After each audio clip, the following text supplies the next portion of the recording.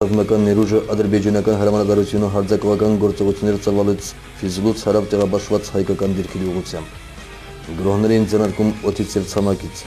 Մարտի ընթացքում թշնամու օդուժը մի քանի անգամ ռմբահարեց Ղարաբաղյան դիրքերը, սակայն մեր զորքերի խոր էշելոնացված հրետանային, հակատանկային և հակաօդային պաշտպանությունը և զորքերի բոլոր տեսակների ճիշտ փոխգործողությունը հակառակորդին թույլ չտվեց իրականացնել հարձակման նախապատրաստական փուլը։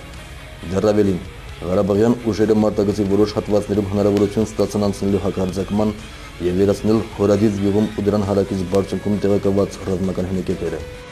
Անտեսելով հարավ-արևելյան ռազմաճակատում ունեցած անհաջողությունը, մարտի 11-ին հակառակորդը հարձակողական մարտեր սանձազերծեց Կուրոպատ կինոյից մինչև Աղդամ և դեպի հյուսիս ձգվող ռազմագծի երկարությամբ։ Առաջխաղացման փորձեր արձանագրվեցին նաև Օմարի հատվածում, սակայն կարճատև մարտերից հետո թշնամին ստիպված էր նահանջել իր ելման դիրքերը։ Նույնը կրկնվեց ուղիղ 10 օր հետո, մարտի 21-ին։ Ադրբեջանական զորքերն այս անգամ մարտական գործողություններ ծավալեցին 3 տարբեր ուղղություններով՝ հարավում, արևելքում և հյուսիսում։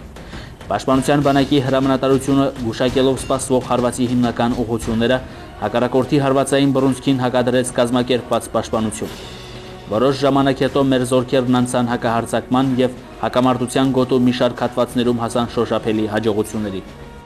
Ադրբեջանական զորքերի կողմից կազմակերպված նմանօրինակ հարձակողական գործողությունները շարունակվեցին մինչև մարտի վերջերը,